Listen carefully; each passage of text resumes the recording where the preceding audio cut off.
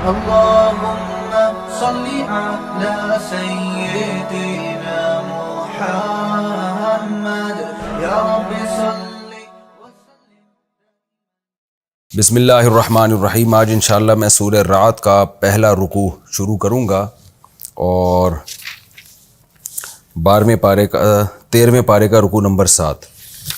تو حسب معمول اس رکوع کا سب سے پہلے لفظی ترجمہ ہوگا مختصر گرامر کے ساتھ، پھر انشاءاللہ اس کی تفسیر. اعوذ باللہ من الشیطان الرجیم. بسم اللہ الرحمن الرحیم. الف لام میم را تلک آیات الکتاب، یہ آیات ہیں کتاب کی. والذی انزل الیک، اور وہ چیز جو آپ کی طرف نازل کی جا رہی ہے، من ربک، آپ کے رب کی طرف سے، الحق، وہ برحق ہے. ولیکن اکثر الناس لا یؤمنون، لیکن لوگوں میں اکثر لوگ ایمان نہیں لاتے. اللہ الذی، اللہ وہ ذات ہے، رفع السماوات، جس نے آسمانوں کو بلند کیا، بغیر عمد، بغیر کسی ستون کے. عمد ستون کو کہتے ہیں، اعمدہ اس کی جمع آتی ہے، عماد بھی ستون کو کہتے ہیں نا، حدیث میں الصلاۃ عماد الدین. بغیر عمد ترونہا، جن کو تم دیکھ رہے ہو. اب یہ ترونا، یہ تو کئی بار یہ لفظ آ چکا ہے. ترونہا، ہا کا مطلب آسمان بھی ہو سکتا ہے کہ جن آسمانوں کو تم دیکھ رہے ہو، یا ستون کی طرف بھی لوٹ سکتی ہے یہ ضمیر، کہ ایسے ستونوں کے ساتھ آسمان کو بلند کیا، ایسے ستونوں کے بغیر جو تمہیں نظر آ رہے ہوں. تفسیر میں انشاءاللہ اس کی ڈیٹیل میں بتاؤں گا. ثم استوى علی العرش، پھر وہ مستوی ہو گیا، قرار پکڑا اس نے عرش پر. وسخر الشمس والقمر، اور سورج اور چاند کو اس نے تمہارے کام میں لگا دیا. مسخر کرنے کا مطلب تمہاری خدمت میں لگا دیا. کل یجری، یہ تمام کے تمام یعنی سورج اور چاند سب کے سب، یجری چل رہے ہیں، لاجل، ایک خاص مدت تک کے لیے، مسمى جو متعین ہے. یعنی اللہ کے علم میں خاص مدت تک یہ زمین چاند سورج چلتے رہیں گے، اس کے بعد اللہ ان کو تباہ و برباد کر دے گا. یدبر الامر، معاملات کی تدبیر کرتا ہے. یفصل الآیات، اور اپنی آیات کو کھول کھول کے بیان کرتا ہے. لعلکم، تاکہ تم، بلقاء ربکم، اپنے رب کی ملاقات پر، توقنون، یقین کر لو. وَهُوَ الَّذِي مَدَّ الْأَرْضَ، اور وہ ذات ہے جس نے زمین کو پھیلایا. مدّا یمدّو، مدن کا معنی پھیلانا، مد ہوتا ہے نا، مد کھینچنے کو کہتے ہیں. جس نے زمین کو پھیلا دیا. وَجَعَلَ فِيهَا رَوَاسِيَ، اور پیدا کیے اس نے اس زمین میں پہاڑ. راسیہ جمی ہوئی چیز جو ہوتی ہے نا، رواسی اس کی جمع آتی ہے، جو گڑی ہوئی چیزیں جو ہوتی ہیں مضبوط. تو پہاڑ چونکہ بہت گڑے ہوئے ہوتے ہیں اور قائم ہوتے ہیں، اس لیے اس کو راسیہ کہا جاتا ہے. اور اس نے بنائے اس میں پہاڑ. وَأَنْهَارًا، اور دریا. نہر عربی میں دریا کو کہتے ہیں، اردو میں تو نہر چھوٹی سی نہر کو کہتے ہیں نا، لیکن عربی میں دریا کو کہا جاتا ہے. اور دریا پیدا کیے. وَمِن كُلِّ الثَّمَرَاتِ، اور ہر طرح کے پھلوں میں سے. جَعَلَ فِيهَا، بنایا اس نے ان پھلوں میں، زَوْجَيْن، دو جوڑے، یعنی نر اور مادہ. اس کے بھی دو مفہوم بیان کیے گئے ہیں. زوجین کا مطلب ہر پھل میں، یعنی پھلوں سے مراد پھر ان کے درخت ہیں، پھلوں کے پودے ہیں. تو پودوں میں بھی اللہ نے، پھولوں میں بھی اللہ نے جوڑے پیدا کیے ہیں جن کے نر اور مادہ کے ملاپ سے پھل پیدا ہوتا ہے. یا زوجین کا مطلب ہے قسمیں، تو دو قسمیں پیدا کی ہیں، بد مزہ اور خوش مزہ. تو قسمیں بھی مراد ہو سکتی ہیں اور نر مادہ جوڑے بھی مراد ہو سکتے ہیں. اثنینی، دو. یغشی اللیل، ڈھانپ لیتا ہے رات کو، النہار، دن پر، رات کو دن پر ڈھانپ لیتا ہے. ان فی ذلک لآیات، بے شک ان باتوں میں بڑی بڑی نشانیاں ہیں. لقوم یتفکرون، ان لوگوں کے لیے جو غور و فکر کرتے ہیں. وفی الارض قطع، قطعہ کی جمع آتی ہے قطاع، قطعہ کہتے ہیں ایک ٹکڑے کو. اور زمین میں بہت سارے ٹکڑے ہیں. متجاورات، آپس میں ملے ہوئے. جوار کہتے ہیں پڑوس کو، اور متجاور آپس میں پڑوسی ہونا، یعنی ملا ہوا ہونا. جو بھی چیز قریب قریب ہوگی نا، اس کو کہتے ہیں ایک دوسرے کے متجاور ہے. یہ متفاعل، باب تفاعل سے، متجاورات اس کی جمع. اور زمین میں ٹکڑے ہیں، یعنی مختلف قسمیں ہیں زمین کی جو آپس میں ملی ہوئی ہیں. وجنات، اور باغات ہیں، من اعناب، انگوروں کے. وزرع اور کھیتیاں ہیں، ونخیل اور کھجور ہیں، یعنی نخل کھجور کے درخت کو کہتے ہیں، نخیل بھی، اور کھجوروں کے درخت ہیں، صنوان صنون کہتے ہیں جو کھجور میں جو تنا نکل رہا ہوتا ہے نا، ایک بڑا تنا ہوتا ہے، اس کے پھر ایک اور تنا بعض دفعہ کھجور کے درخت میں نکلتا ہے، تو صنوان 2 تنوں والے، وغیر صنوان اور 2 تنوں کے بغیر والے، یعنی 1 تنے والے۔ کھجور میں ایسا ہوتا ہے کہ درخت میں بعض دفعہ ایک ہی تنا اوپر جاتا ہے پھر پھل ہوتا ہے، بعض دفعہ ایک تنا اوپر جاتا ہے اس سے ایک اور تنا نکل آتا ہے، ایک جڑ سے 2 درخت گویا نکل رہے ہوتے ہیں۔ یسقا بماء واحد، یہ سب سیراب کیے جاتے ہیں ایک پانی سے، ونفضل بعضها اور ہم فضیلت دیتے ہیں ان میں سے بعض کو، علی بعض بعض پر، ان پھلوں میں سے بعض کو بعض پر فضیلت دیتے ہیں، فی الاکل کھانے میں، اکل کھانے کو یعنی ذائقے میں بعض کو بعض پر فضیلت ہے۔ ان فی ذلک لآیات، بے شک اس بات میں نشانیاں ہیں، لقوم یعقلون، ان لوگوں کے لیے جو عقل سے کام لیتے ہیں۔ وَإِن تعجب، اور اگر آپ تعجب کرو اے مخاطب یا اے محمد صلی اللہ علیہ وسلم، اگر آپ تعجب کرو، فعجب قولہم، تو ان کا قول عجب ہے۔ عجب کہتے ہیں اس چیز کو جو قابل تعجب ہو، یعنی اے نبی اگر آپ کو تعجب ہو رہا ہے تو ان کا قول واقعی قابل تعجب ہے۔ یہ جو بات کرتے ہیں نا مشرکین، ان کی بات سے آپ کو اگر تعجب ہو رہا ہے تو واقعی یہ تعجب صحیح ہو رہا ہے۔ وہ ان کی بات کیا ہے جس پہ آپ کو تعجب ہو رہا ہے، وہ آگے آ رہی ہے کہ تو ان کا یہ قول واقعی عجیب ہے۔ اذا كنا ترابا، کہ جب ہم ہو جائیں گے مٹی، انا، تو کیا ہم ہوں گے، لفی خلق جدید، ایک نئی تخلیق میں، جب ہم مٹی ہو جائیں گے تو کیا ہم دوبارہ زندہ ہوں گے؟ تو اے نبی اگر آپ کو ان کی بات سے، اس بات سے تعجب ہو رہا ہے تو واقعی یہ بات قابل تعجب ہے کہ ایسی بے وقوفوں والی بات یہ کیسے کر رہے ہیں۔ اولئک الذین کفروا بربہم، یہ وہ لوگ ہیں جنہوں نے اپنے رب کا انکار کیا، کفر کیا۔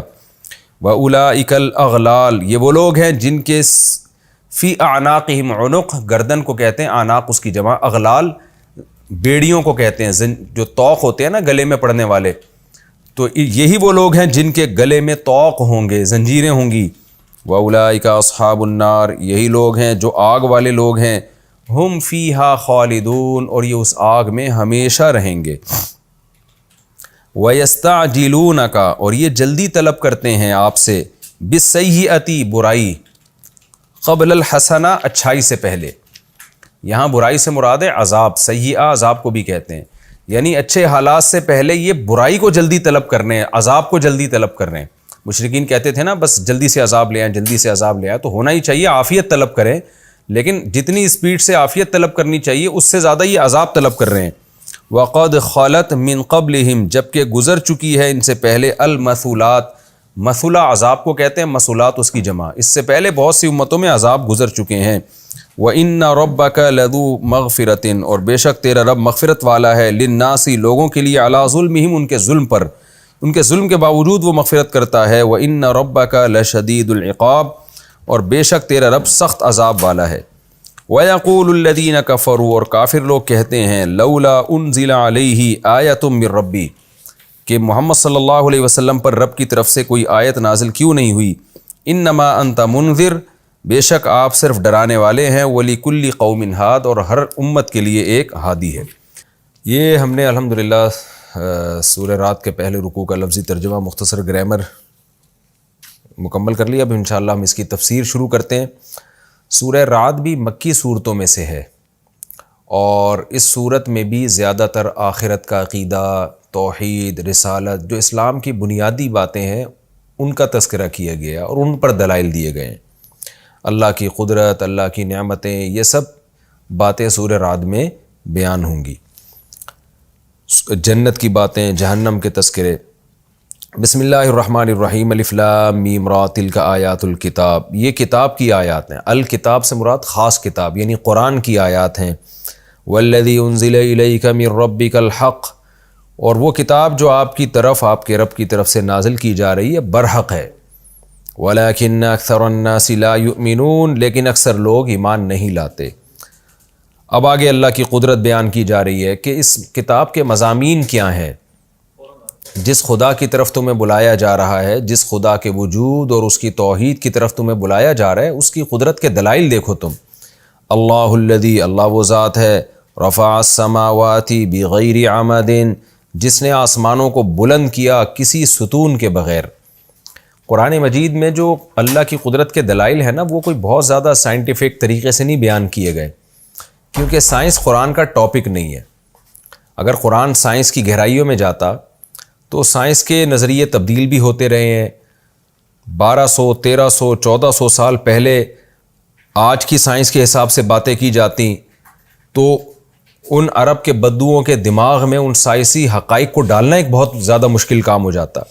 تو اس لیے قرآن نے بالکل ایسے انداز سے دلائل دیے کہ ایک عام اور سادہ آدمی بھی اس سے متاثر ہو۔ تو اسی کا ایک مظہر یہ آیت ہے۔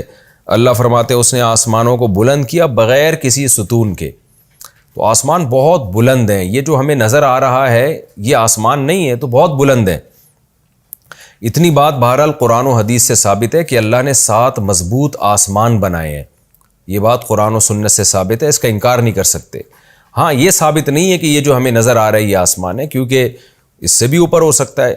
اب سائنس کا یہ کہنا کہ ہمیں تو آسمان نظر نہیں آیا، تو بھئی جب سائنسدان یہ دعویٰ کریں گے نا کہ ہم نے پوری کائنات کو دیکھ لیا ہے، پھر یہ سائنسدانوں کا یہ دعویٰ سنا جائے گا کہ آسمان آپ کو نظر کیوں نہیں آیا۔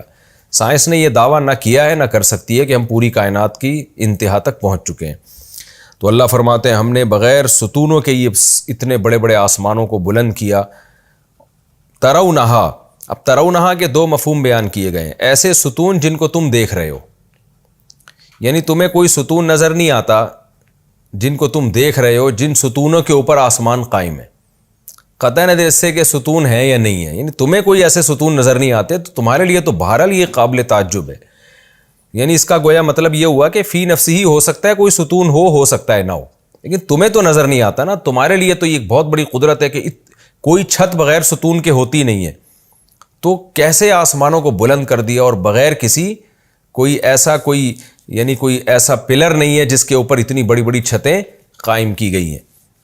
اور اس کا دوسرا مطلب یہ بھی ہو سکتا ہے کہ اللہ نے بغیر ستونوں کے بنایا، کوئی ستون نہیں ہے، خود کسی طاقت کے ذریعے اللہ نے ان کو کھڑا کیا ہوا ہے آسمانوں کو، اور کائنات کو ایسے گھیرے ہوئے ہیں وہ، اور جیسے کہ وہ ستون تم ان کو دیکھ بھی نہیں پا رہے ہو، حقیقت بھی یہی ہے کہ ہے ہی نہیں۔ ترونہا، تمہیں نظر بھی آئے وہ ستون، ایسا بھی نہیں ہے۔ یعنی اللہ نے بغیر ستونوں کے آسمانوں کو پیدا کیا، ترونہا، جن ستونوں کو تم دیکھتے، تو تم دیکھ بھی نہیں پا رہے ہو۔ اس کا مطلب ہے کہ واقعی جیسے اللہ نے دعویٰ کیا ہے کہ ستون نہیں ہے، تو واقعی ستون نہیں ہے۔ یعنی اس کا پھر مطلب یہ ہوگا کہ یہ قرآن یہ دعویٰ کر رہا ہے کہ آسمان بغیر ستونوں ہی کے قائم ہے، کیونکہ اگر ہوتے تو ترونہا، تمہیں نظر آتے نا، کہیں تو تمہاری تحقیق میں آتے وہ ستون۔ یہ بھی مفہوم بیان کیا گیا ہے۔ اور تیسرا مفہوم یہ بیان کیا گیا ہے کہ ترونہا کی ضمیر آسمانوں کی طرف لوٹ رہی ہے۔ اللہ نے آسمانوں کو بلند کیا بغیر ستون کے، ترونہا، تم ان آسمانوں کو دیکھ رہے ہو۔ تو یہاں پر ایک اشکال ہوگا کہ ہم تو آسمانوں کو نہیں دیکھ رہے، یہ تو ایک نیلا سا ایک فضا ہے، یہ آسمان تو نہیں ہے۔ تو اس کے بھی 2 مفہوم بیان کیے جا سکتے ہیں، اور دونوں کا قرآن میں ہمیں دونوں سے دلائل ملتے ہیں۔ ایک تو یہ کہ قرآن حقیقت میں یہ نہیں کہہ رہا کہ وہ آسمان جو حقیقی آسمان ہے، بلکہ وہ آسمان ترونہا جس کو تم دیکھ رہے ہو، تو وہ فضا ہے جو تمہیں نظر آ رہی ہے، اس کو ہم آسمان سے تعبیر کر رہے ہیں، تو یہ بغیر ستون کے ہے۔ کیونکہ ایک عام آدمی تو اسی کو آسمان سمجھتا ہے نا، عرب بھی اسی کو آسمان سمجھتے تھے، تو اللہ نے بتا دیا کہ یہ بھی تمہارے علم کے لحاظ سے تو یہ ایک چھت ہے جو بغیر ستون کے کھڑی ہوئی ہے، تو تمہارے لیے اللہ کی قدرت پر ایمان لانے کے لیے اتنا بھی کافی ہے، قطع نظر اس سے کہ حقیقت میں یہ آسمان ہے یا نہیں۔ تو یہ بھی مفہوم ہو سکتا ہے، یعنی قرآن تو ظاہر کے حساب سے کہہ رہا ہے نا کہ جو ہمیں تو یہی نظر آ رہا ہے، لیکن صحیح بات یہ ہے کہ ترونہا کا مطلب دیکھنا ہمیشہ نہیں ہوتا، ترونہا علم سے بھی کنایہ ہے۔ جیسے قرآن کہتا ہے الم ترى کیف فعل ربک باصحاب الفیل، اے نبی کہ آپ نے دیکھا نہیں کہ ہم نے ہاتھی والوں کے ساتھ کیا کیا؟ حالانکہ نبی نے تو نہیں دیکھا، نبی تو اس وقت پیدا ہی نہیں ہوئے تھے، لیکن نبی کو علم تو تھا نا۔ تو جس چیز کا انسان کو علم ہوتا ہے اس کو بھی دیکھنے سے تعبیر کیا جاتا ہے۔ صبح شام ہم محاوروں میں استعمال کر رہے ہوتے ہیں، دیکھا تم نے فلاں نے فلاں کے ساتھ کیا کیا، حالانکہ دیکھا نہیں ہوتا، خبر سنی ہوتی ہے۔ اس کی مثال ہے جیسے سورہ نوح میں اللہ تعالیٰ نے فرمایا کہ الم تروا کیف خلق اللہ سبع سماوات طباقا، کیا تم دیکھتے نہیں ہو کہ اللہ نے کیسے 7 مضبوط آسمان بنائے؟ حالانکہ نوح علیہ السلام جب اپنی قوم کو بتا رہے تھے کہ تم دیکھتے نہیں ہو کیسے آسمان بنائے، تو قوم یہ کہہ سکتی تھی کہ ہم تو نہیں دیکھ رہے، ہمیں تو ایک آسمان بھی نظر نہیں آ رہا، 7 کہاں سے، جبکہ آپ کہہ رہے ہیں کہ 7 نظر آ رہے ہیں۔ تو مطلب یہی تھا کہ تمہارے علم میں تو یہ بات ہے نا کہ اللہ نے 7 آسمان بنائے ہیں، پچھلے جو آسمانی تعلیمات ہیں ان سے یہ بات ثابت ہو چکی ہے کہ 7 بنائے، تم بھی اس پر ایمان رکھتے ہو کہ 7 آسمان ہیں۔ تو اسی ایمان کو اور یقین کو ترونہا سے تعبیر کیا گیا، دیکھنے سے تعبیر کیا گیا۔ تو یہاں بھی مطلب یہ ہوگا کہ اللہ نے آسمان کو بلند کیا بغیر عمدن، بغیر ستون کے، ترونہا جس آسمان کو تم دیکھتے ہو، کیا مطلب جس کا تمہیں علم ہے کہ ایک بہت مضبوط آسمان اللہ نے 7 بنائے ہیں ابراہیم علیہ السلام کے ذریعے اور مختلف پیغمبروں کے ذریعے، تم بھی اس بات پر یقین رکھتے ہو کہ 7 مضبوط آسمان ہیں۔ تو وہ آسمان جن کا تمہیں علم ہے، تو اللہ نے ان آسمانوں کو بغیر ستون کے پیدا کیا ہے۔ تو یہ تمام تفسیریں اس آیت کے تحت ہو سکتی ہیں۔ تو خلاصہ 2 تفسیریں جو راجح ہیں وہ یہی ہیں کہ ایک تو یہ کہ اللہ نے آسمانوں کو بنایا بغیر ستون کے، ایسے ستون جو تمہیں نظر آتے، ایک مطلب تو یہ ہو گیا۔ دوسرا مطلب اللہ نے آسمان کو بغیر ستونوں کے اٹھایا، ایسے آسمان جن کے وجود کا تمہیں علم ہے۔ تو تم آسمانوں کے وجود کے تو قائل ہو، لیکن اللہ کی قدرت کے قائل نہیں کہ اتنے 7 مضبوط آسمان بغیر کسی ایسے ستون کے کیسے اس نے اٹھا لیے اور کیسے اس کائنات کو اس نے ان آسمانوں کے ذریعے گھیر لیا۔ ثم استوى علی العرش، پھر اس کے بعد وہ عرش پر مستوی ہوا۔ یہ متشابہات میں سے ہے۔ وسخر الشمس والقمر، اور اس نے سورج اور چاند بھی تمہاری خدمت میں لگا دیے، ایسی خدمت کہ کل یجری لاجل مسمی، ان میں سے ہر ایک یعنی سورج اور چاند یہ مسلسل چل رہے ہیں ایک مخصوص مدت تک کے لیے۔ قرآن میں سورہ یاسین میں بھی اللہ نے فرمایا کل فی فلک یسبحون، یہ سارے سیارے خاص دائرے میں تیر رہے ہیں۔ تو یہاں بھی ایک سائنسی اشکال ہوگا کہ چاند تو گھومتا ہے، یہ بات تو ثابت ہے، کیا سورج بھی چل رہا ہے؟ کل یجری، اللہ تو کہہ رہے ہیں سورج بھی چل رہا ہے۔ تو اس کے بھی 2 مفہوم ہے، خوب سمجھ لیں۔ اگر ہم یہ فرض کر لیتے ہیں کہ سورج نہیں چل رہا بلکہ زمین ہی چل رہی ہے سورج کے گرد، جیسے کہ سائنسدان کہتے ہیں، اور سورج رکا ہوا ہے، تو بھی خوب سمجھ لیں کہ میں نے جیسے پہلے بتایا کہ قرآن کوئی سائنس کی کتاب نہیں ہے۔ ہمیں چونکہ سورج ہی چلتا ہوا نظر آتا ہے، تو قرآن ہمارے علم کے حساب سے بات کر رہا ہے کہ تم دیکھ رہے ہو سورج مشرق سے نکل کے مغرب میں غروب ہوتا ہے، تو ظاہری لحاظ سے تو یہی لگتا ہے، تو ہمیں تو سورج چلتا ہوا نظر آتا ہے، تو اس لیے قرآن کہہ رہا ہے کیسے یہ چل رہا ہے۔ اس کی مثال ایسے ہے جیسے آپ سائنس کے ٹیچر ہو اور بچوں کو پڑھا رہے ہو کہ سورج مشرق سے نکلتا ہے اور مغرب میں غروب ہوتا ہے، یعنی یا سورج جس سمت سے نکلتا ہے اس کو مشرق کہتے ہیں، جس سمت میں ڈوبتا ہے اس کو مغرب کہتے ہیں۔ اب کوئی اٹھ کے یہ اعتراض کرنا شروع کر دے، سر سورج تو مشرق سے نہیں نکلتا، سورج تو اپنی جگہ پہ ہی ہے، ہم مشرق کی طرف، ہم جو ہے نا وہ مشرق کی طرف ڈھلک جاتے ہیں۔ تو ٹیچر کیا کہے گا، بھائی اتنی باریکیوں میں جانے کی ضرورت نہیں ہے، میں کوئی سائنس کا ٹاپک نہیں لے کے بیٹھا ہوا، میں تو تمہیں یہ بتا رہا ہوں کہ مشرق یا ایسٹ کس سمت کو کہتے ہیں اور ویسٹ کس سمت کو کہتے ہیں۔ تو میرا اصل جو فوکس ہے وہ یہ ہے کہ ایسٹ اور ویسٹ کا فرق سمجھانا، نارتھ اور ساؤتھ کا فرق سمجھانا۔ تو اس کے لیے میں مثال وہ دوں گا جو آسانی سے سمجھ میں آئے گی، ایسی مثال دوں گا جس پر ایک اور سوال نہ کھڑا ہو جائے۔ تو اس میں یہی مثال دوں گا کہ جس سمت سے سورج نکلتا ہے وہ مشرق ہے، جس سمت میں سورج جاتا ہے وہ مغرب ہے۔ اب رہا یہ سوال کہ سورج تھوڑی نکلتا ہے، سورج تو اپنی جگہ پہ ہوتا ہے، تو یہ تو سائنس کا سوال ہے، سائنس میرا ٹاپک نہیں ہے۔ تو یہ کوئی سائنسدان اگر سائنس سمجھانے کے لیے یہ بات کہے تو اس پہ تو اعتراض کیا جائے گا۔ میں تو ظاہری لحاظ سے کہہ رہا ہوں کہ بیٹا مشرق اسے کہتے ہیں جہاں سے تمہیں سورج نکلتا ہوا نظر آتا ہے۔ تو قرآن بھی چونکہ سائنس کی کتاب نہیں ہے، اللہ کی نشانیوں کو بیان کرنے کی کتاب ہے، ہر وہ نشانی جس سے ہمیں خدا کے وجود اور قدرت کا یقین آئے، تو اس لیے قرآن جو ہے وہ اسی لحاظ سے دلائل کو بیان کرتا ہے جو عربوں کی، جو خاص طور پر اس زمانے میں بدو تھے، ان کی فہم کے قریب ہوں۔ اب قرآن اگر یہ دعویٰ کر دیتا کہ نہیں زمین گھوم رہی ہے، سورج اپنی جگہ پہ رکا ہوا ہے، تو خدا کی قدرت کو سمجھانا ایک چھوٹا مسئلہ ہو جاتا، اس اصول کو سمجھانا اس سے بڑا مسئلہ ہو جاتا۔ یعنی آپ صلی اللہ علیہ وسلم پہلے ان کو یہ سمجھاتے کہ نہیں زمین گھومتی ہے سورج نہیں گھومتا، تو وہ تو اس میں 400 سال لگ جاتے، سائنس ترقی کرتے کرتے یہاں تک پہنچتی، مشاہدہ کرتی، پھر جا کے سائنس بتاتی۔ تو اس لیے قرآن نے ایسی چیزوں کو چھیڑا ہی نہیں ہے، قرآن نے سیدھے اسی انداز سے بات کی ہے انسانوں سے کہ جو انسانوں کی مینٹل لیول کی باتیں ہوں۔ تو یہ جب ہے جب ہم یہ مان لیتے ہیں کہ سورج رکا ہوا ہے اور زمین ہی گھوم رہی ہے. لیکن جہاں تک مجھے نالج ہے سائنسدان اس بات کا اعتراف کرتے ہیں کہ سورج بھی چل رہا ہے. اس پورے نظام شمسی کے ساتھ سورج اس پورے نظام شمسی کو لے کر حرکت کر رہا ہے. تو اگر سائنس کی یہ بات ثابت ہو جاتی ہے تو پھر قرآن کی یہ آیت ظاہر کے بھی خلاف نہیں ہے. یعنی یہ تو پھر پوری سائنسی حقیقت کو قرآن نے بیان کر دیا.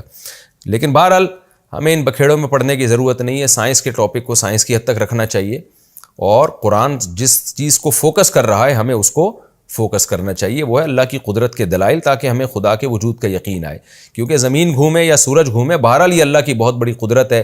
کیسے دن رات بن رہے ہیں اور کیسے سورج اور چاند ہماری خدمت کر رہے ہیں. ہاں یہ بات ضرور ہے کہ قرآن کی کوئی بات سائنٹیفک حقیقت کے اگینسٹ بہرحال نہیں ہے. یہ آج تک کوئی ثابت نہیں کر سکا ہوتا نا تو اس کو بڑا آج اٹھایا جاتا پوری دنیا میں اور ایسے مضبوط اعتراضات اٹھائے جاتے جن کا کسی کے پاس کوئی جواب نہیں ہے. تو آج تک کوئی ایسا اعتراض اب تک قرآن کی کسی آیت کے خلاف ہو نہیں سکا ہے. کل یجری لاجل مسمى، یہ سب کے سب ایک مخصوص مدت تک کے لیے چل رہے ہیں. یدبر الامر، معاملات کی تدبیر کرتا ہے وہ. یفصل الآیات، اپنی آیات کو کیسے کھول کھول کے بیان کرتا ہے.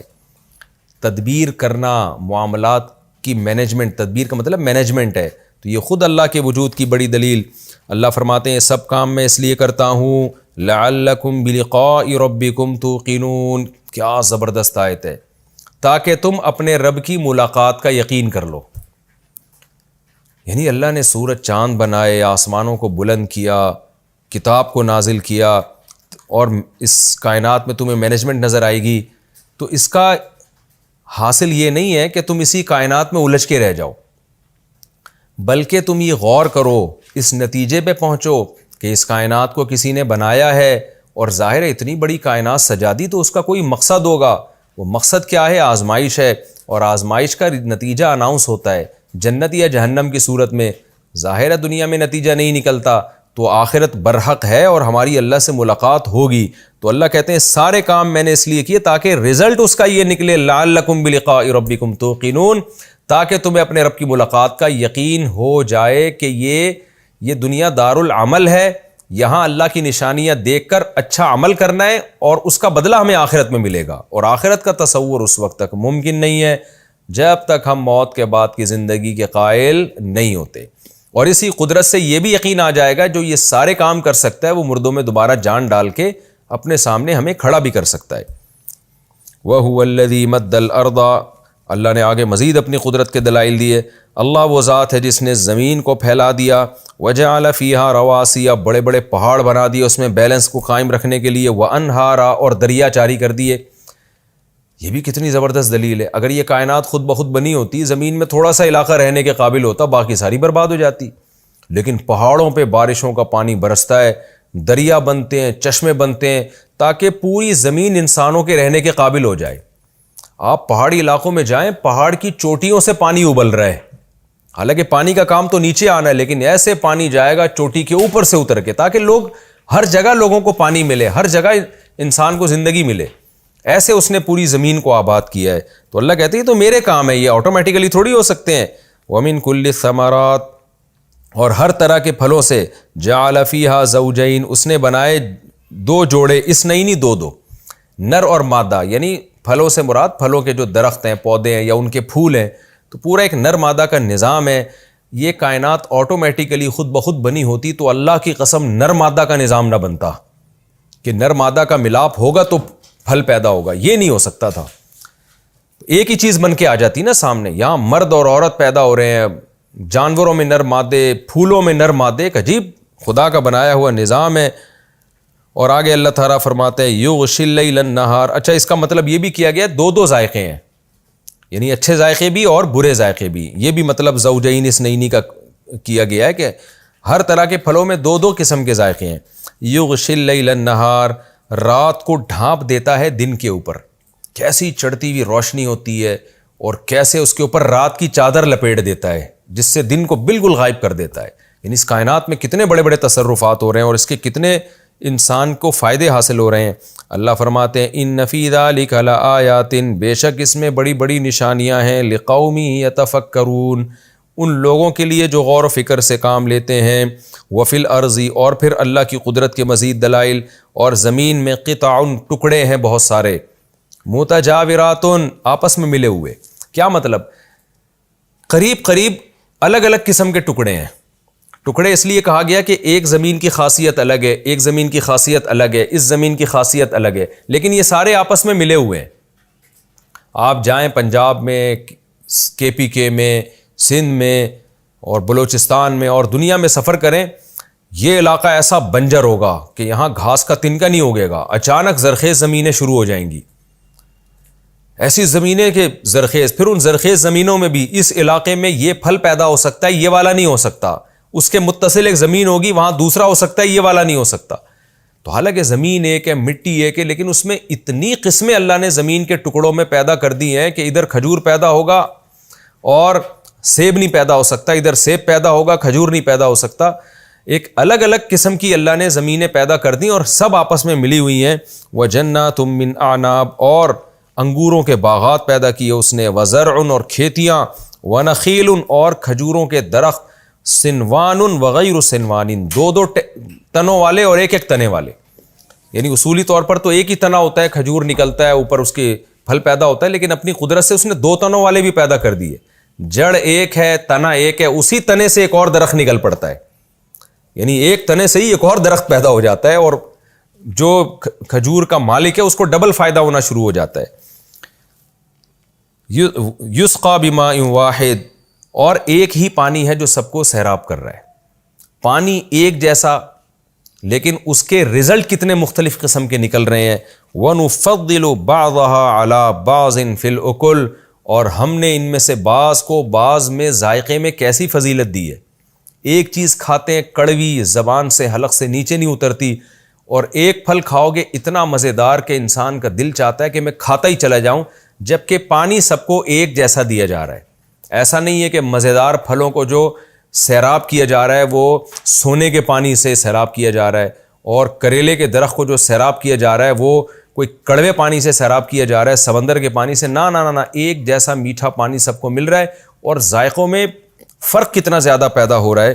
ان فی ذلک لآیات، بے شک اس میں بڑی بڑی نشانیاں ہیں. لقوم یعقلون، ان لوگوں کے لیے جو عقل سے کام لیتے ہیں. کافر اور ملحد تو بڑے آرام سے کہہ دے گا یہ خود بخود ہو رہا ہے، عقل سے کام لینے والے یہ بات کبھی بھی نہیں کہہ سکتے. اب قرآن کی ایک عجیب بلاغت ہے.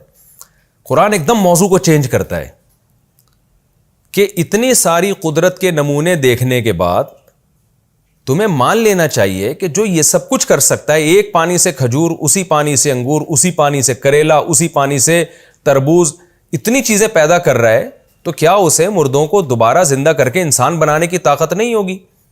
تو اس لیے قرآن کہہ رہا ہے وَإِن تَعْجَبْ، اے مخاطب اگر تجھے تعجب ہوتا ہے نا کافر کی اس بات پر کہ ہم جب مٹی ہو جائیں گے تو دوبارہ کیسے زندہ ہوں گے، تو واقعی تعجب ہونا چاہیے. یہ واقعی قابل عجیب بات ہے. یعنی کافر تو اس پہ تعجب کر رہا ہے کہ اسلام یہ کہتا ہے کہ ہم مر کے دوبارہ زندہ ہوں گے. اللہ کہتے ہیں کافر جس بات پہ تعجب کر رہا ہے نا وہ قابل تعجب نہیں ہے، بلکہ کافر کی یہ بات قابل تعجب ہے کہ تم کس خدا کے بارے میں کہہ رہے ہو کہ دوبارہ زندہ نہیں کر سکتا. تو اس لیے قرآن کہہ رہا ہے وَإِن تَعْجَبْ، اے مخاطب یا اے نبی اگر آپ کو تعجب ہوتا ہے، فَعَجَبٌ قَوْلُهُمْ، تو واقعی ان کا یہ قول بڑا عجیب ہے، قابل تعجب ہے، جتنا حیران ہوا جائے کم ہے. وہ کیا؟ اِذَا كُنَّا تُرَابًا، کہ جب ہم مٹی ہو جائیں گے، اِنَّا لَفِي خَلْقٍ جَدِيدٍ، تو کیا ہم دوبارہ ایک نئی تخلیق میں ہوں گے. تو ان کی بات پر واقعی جتنا سر دھنا جائے کم ہے. کیسی احمقانہ باتیں کر رہے ہیں. اللہ فرماتے ہیں اولئک الذین کفروا بربہم، یہ ہیں وہ لوگ جنہوں نے اپنے رب کا انکار کیا. حالانکہ بہت سے رب کا انکار نہیں کرتے تھے، خدا کے وجود کے قائل تھے. مشرکین تو اللہ کو مانتے تھے اور آخرت کا انکار کرتے تھے، لیکن اللہ نے کیا فرمایا، یہ اپنے رب کے منکر ہیں، کیونکہ ایسے رب کو ماننے کا فائدہ کیا جس کی طاقت ہی کہ آپ قائل نہ ہو. آپ کہو خدا تو ہے لیکن مر کے دوبارہ نہیں ہمیں زندہ نہیں کر سکتا، تو یہ تو انکار ہی ہو گیا نا. ایک طرح آپ کہتے ہیں یہ ملک کا حاکم ہے لیکن کچھ کر نہیں سکتا، تو کیا مطلب آپ نے اس کو حاکم ماننے سے انکار کر دیا. پھر اللہ فرماتے ہیں یہ ہیں وہ لوگ جنہوں نے اپنے رب کا انکار کیا، وَأُولَٰئِكَ الْأَغْلَالُ فِي أَعْنَاقِهِمْ، یہی ہیں وہ لوگ جن کی گردنوں میں قیامت کے دن طوق ہوگا، زنجیریں ہوں گی، وَأُولَٰئِكَ أَصْحَابُ النَّارِ، اور یہی ہیں وہ لوگ جو آگ والے ہوں گے، هُمْ فِيهَا خَالِدُونَ، یہی ہیں وہ لوگ جو اس آگ میں ہمیشہ ہمیشہ جلیں گے۔ اللہ ہمیں بچا کے رکھے اس آگ سے۔ وَيَسْتَعْجِلُونَكَ بِالسَّيِّئَةِ قَبْلَ الْحَسَنَةِ، وہی ہٹ دھرمی کی بات، ایسے دلائل قرآن دے رہا ہے تو مشرکین فوراً کہتے تھے عذاب لے آؤ بھائی، ابھی فوراً لے آؤ، یہ جہنم کی وعیدیں کیوں سنا کے رکھی ہوئی ہیں؟ تو قرآن کہتا ہے ان بدبختوں کو دیکھو، وَيَسْتَعْجِلُونَكَ بِالسَّيِّئَةِ، یہ لوگ برائی میں جلدی کر رہے ہیں، قبل الحسنہ، اچھائی سے پہلے، یعنی ہونا تو یہ چاہیے اچھائی میں جلدی کریں، عافیت کی دعا مانگیں، اللہ ہمیں جلدی سے کوئی اچھائی دے دے، لیکن یہ کم بخت کیا کہہ رہے ہیں، ہمیں جلدی سے عذاب دے دے۔ اللہ فرماتے ہیں وَقَدْ خَلَتْ مِن قَبْلِهِمُ الْمَثُولَاتُ، جبکہ ان سے پہلے مثولات بہت سے عذاب گزر چکے ہیں، پچھلی امتوں کے حالات یہ سن بھی چکے ہیں، اپنی آنکھوں سے دیکھ بھی چکے ہیں، تو ایسی صورت میں عذاب میں جلدی مچانا کتنی بڑی ہٹ دھرمی حماقت ہے۔ رہا مسئلہ عذاب کیوں نہیں آتا، وَإِنَّ رَبَّكَ لَذُو مَغْفِرَةٍ لِلنَّاسِ عَلَىٰ ظُلْمِهِمْ، تیرا رب لوگوں کے لیے بڑی مغفرت والا ہے ان کے ظلم کے باوجود، یعنی وہ تو چاہتا ہے مغفرت ہو، وہ عذاب نہیں چاہتا، وہ ان کو توبہ کی مہلت دے رہا ہے۔ وَإِنَّ رَبَّكَ لَشَدِيدُ الْعِقَابِ، اور تیرا رب واقعی سخت عذاب والا ہے۔ تو عذاب دیر سے اس لیے آ رہا ہے تاکہ توبہ کی مہلت ملے، اور جب آئے گا تو بہت سخت آئے گا، کیونکہ اللہ تعالیٰ شدید العقاب ہے۔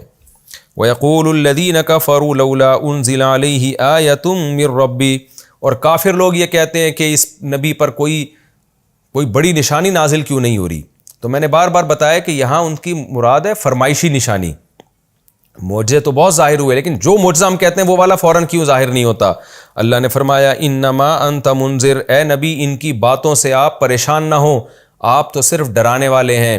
وَلِكُلِّ قَوْمٍ ہاد، اور ہر قوم کے لیے ایک ہادی ہوا کرتا ہے، ہر قوم کا ایک رہبر ہوا کرتا ہے، چاہے وہ پیغمبر کی صورت میں ہو یا پیغمبر کے نمائندے علماء کی صورت میں ہو۔ یہ میں نے اس لیے کہا کہ ہر قوم میں پیغمبر نہیں آئے، بعض قوموں میں پیغمبر آئے، بعض قوموں میں ان پیغمبروں کی تعلیمات لے کر لوگ گئے اور انہوں نے ان کی کو حق بات پہنچائی۔ تو ہر قوم میں ایک نہ کوئی ہادی ہوتا ہے تاکہ اللہ کی حجت اس قوم پر تمام ہو جائے۔ تو آپ بھی ان کے لیے ہادی ہیں، آپ کا کام ہے ڈرانا، ان کے ان فضول اعتراضات کی پرواہ آپ کے ذمے نہیں ہے، کیونکہ ان کو ایمان پر مجبور کرنا آپ کے ذمے نہیں ہے۔ یہ ہمارا پہلا رکوع مکمل ہوا، اس میں اللہ نے اپنی توحید کے دلائل دیے، اپنی قدرت کے دلائل دیے اور اپنی نعمتوں کو بیان کیا۔ اب یہ چونکہ رکوع بہت آسان ہے، ان میں عقیدہ توحید اور اسلام کے موٹے موٹے اعمال کا تذکرہ ہے، تو اس میں ہم زیادہ اس کی لمبی چوڑی تفسیر میں ہم نہیں جائیں گے، اس کو بس ہم ترجمہ اور مختصر تفسیر اس کی چلے گی، تو ہماری رفتار انشاءاللہ اس میں تھوڑی تیز ہو جائے گی۔ اور میرا مقصد بھی یہی کہ آپ لوگوں کو ترجمہ اور موٹی موٹی تفسیر اچھی طرح سمجھ میں آئے، تاکہ جب آپ لوگ تلاوت کیا کریں تو قرآن آپ کی سمجھ میں آئے۔ ہم اگلے رکوع کی طرف چلتے ہیں، سورہ رعد کا رکوع نمبر 2 اور 13ویں پارے کا رکوع نمبر 8۔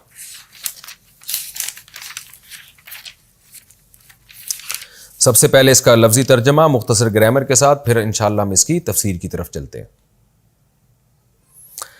اللہ یعلم ما تحمل کل انثی، اللہ جانتا ہے ما ہر اس چیز کو، تحمل جو اٹھاتی ہے، کل انثی ہر مؤنث، انثی مؤنث کو کہتے ہیں، یعنی جتنے بھی مادی چیزیں ہیں جو اپنے پیٹ میں اٹھاتی ہیں، جس کو حمل کہا جاتا ہے، اللہ اس حمل کو جانتا ہے۔ لفظی ترجمہ کر رہا ہوں، تفسیر بعد میں۔ وما تغیض الارحام، رحم کہتے ہیں ماں کے رحم کو جس میں بچہ ٹھہرتا ہے، ارحام اس کی جمع، غاض یغیظ کا معنی کمی کرنا، قرآن میں آتا ہے نا وغیظ الماء، پانی کم کر دیا گیا۔ وما تغیض الارحام، اور رحم جو کمی کرتا ہے اس کو بھی اللہ جانتا ہے۔ وما تزداد، اور رحم میں جو اضافہ ہوتا ہے اللہ اس کو بھی جانتا ہے۔ وکل شیء عندہ بمقدار، ہر چیز اس اللہ کے پاس ایک اندازے کے ساتھ ہے، اس کے علم ایک اندازے کے ساتھ ہے، یعنی ہر چیز اس کے پاس بمقدار ایک خاص اندازے کے ساتھ یعنی لکھی ہوئی ہے، اسی اندازے کے حساب سے سب چیزیں ہو رہی ہیں۔ عالم الغیب، غیب کا علم جانتا ہے، والشہادہ، اور حاضر چیزوں کا علم جانتا ہے، الکبیر، بہت بڑا ہے، المتعال، بہت بڑے رتبے والا ہے، اصل میں تھا متعالی۔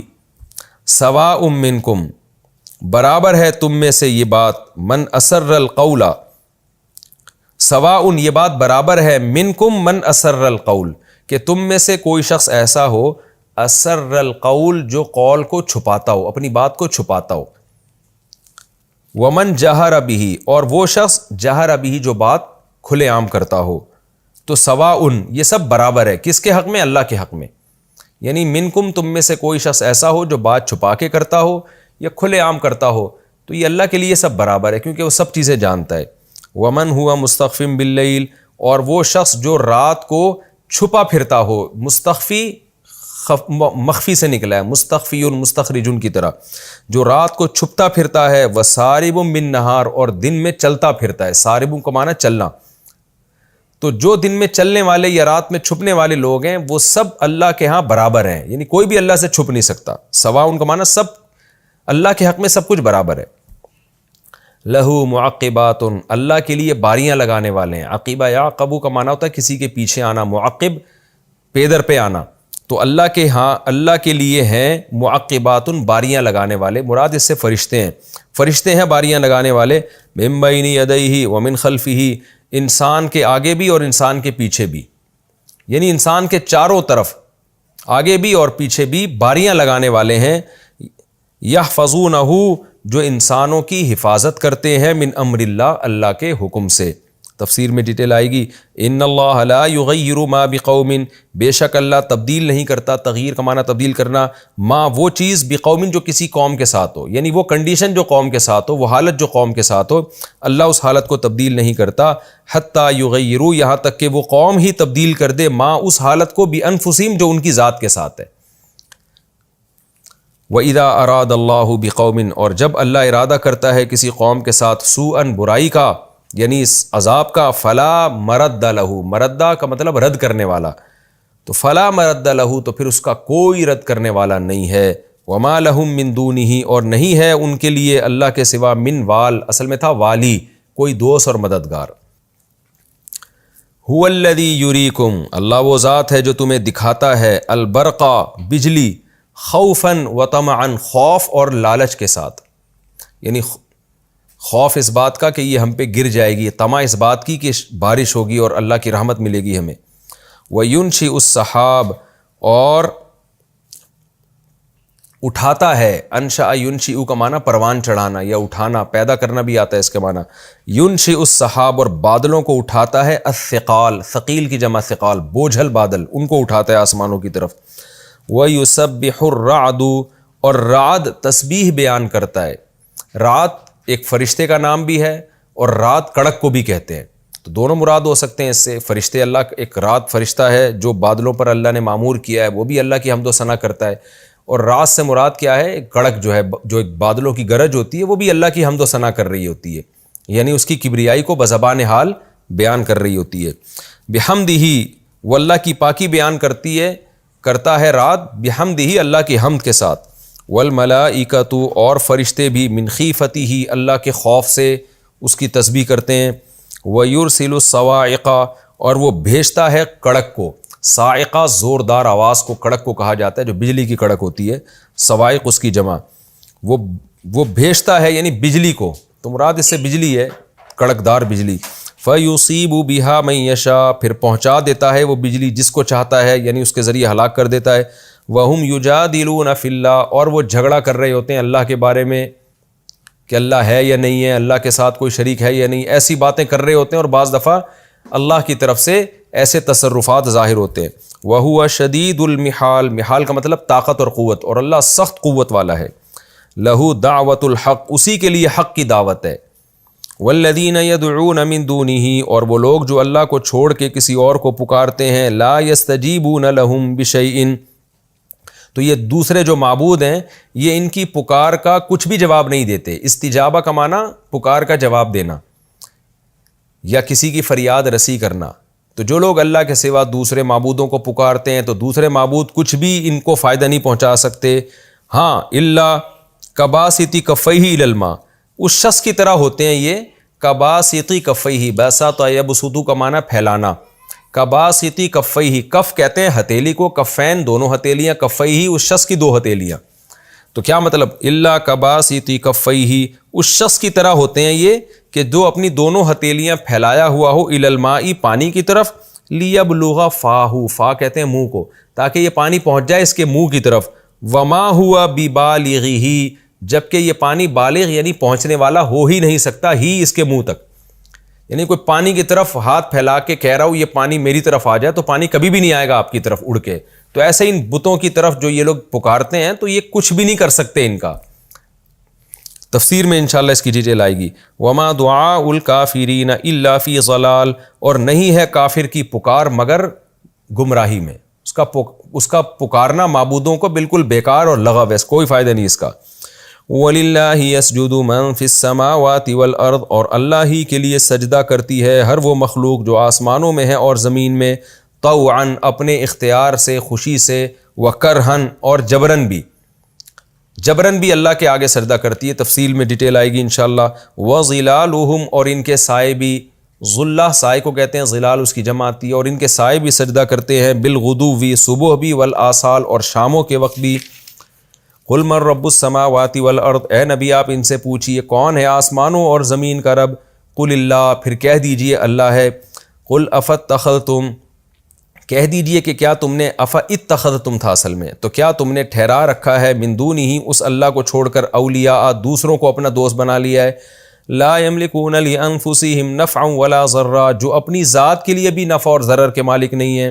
قل هل يستوي الاعمى والبصير، اے نبی آپ کہہ دیجئے کیا اندھا اور دیکھنے والا برابر ہو سکتے ہیں. ام هل تستوي الظلمات والنور، کیا اندھیرے اور روشنی برابر ہو سکتے ہیں.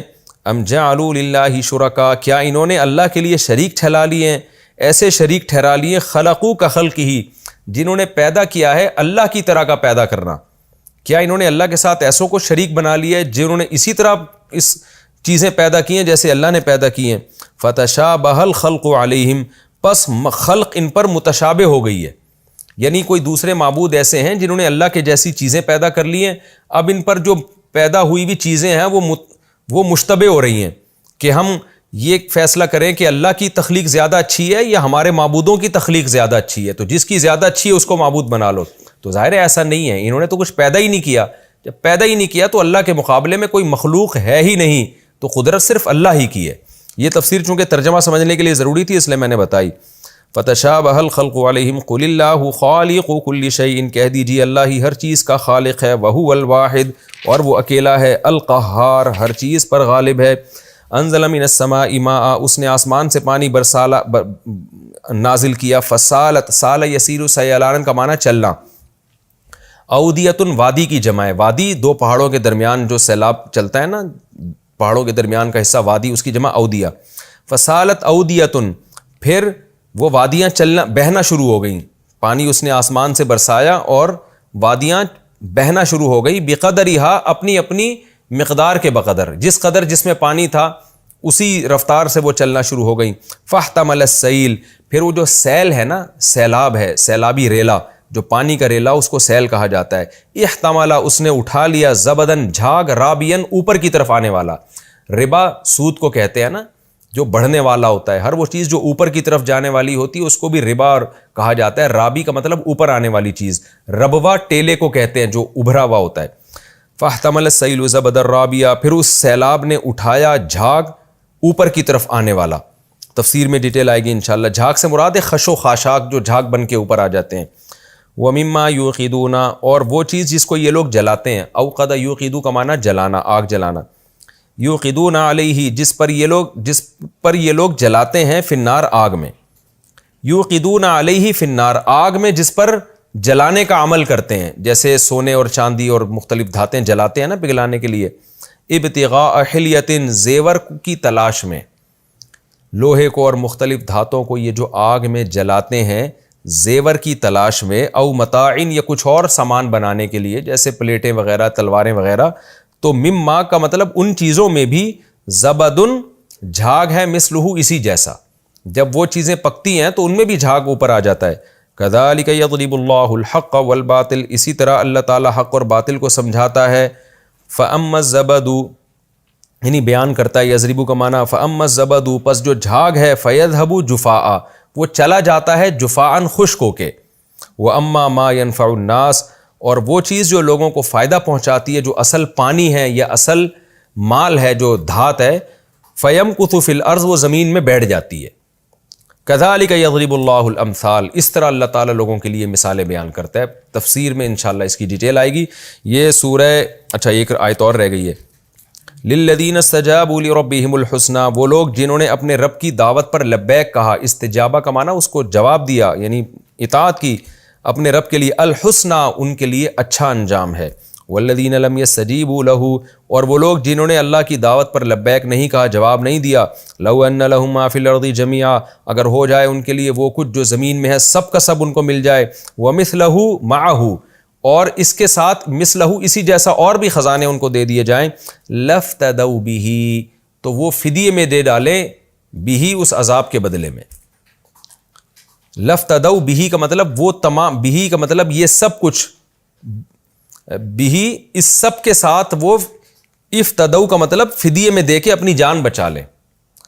افتدوا کا معنی ہوتا ہے فدیہ دے کے اپنی جان بچانا، تو افتدوا بہ اس سارے مال کے ذریعے، افتدوا وہ اپنی جان بچانے کی فکر میں لگ جائیں گے۔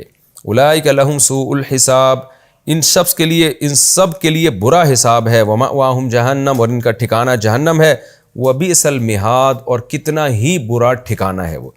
یہ ہمارا جی سورہ رات کا رکوع نمبر 2، یہ تھوڑا لمبا رکوع تھا، رکوع نمبر 2 اور 13ویں پارے کا رکوع نمبر 8، اس کا لفظی ترجمہ مختصر گرامر کے ساتھ کمپلیٹ ہوا۔ اگلے ایپیسوڈ میں انشاءاللہ ہم سورہ رات کا رکوع نمبر 2 اور 13ویں پارے کا رکوع نمبر 8 اس کی تفسیر شروع کریں گے۔ اللہ تعالی ہمیں سمجھنے کی، عمل کی توفیق عطا فرمائے۔ وما علینا الا البلاغ۔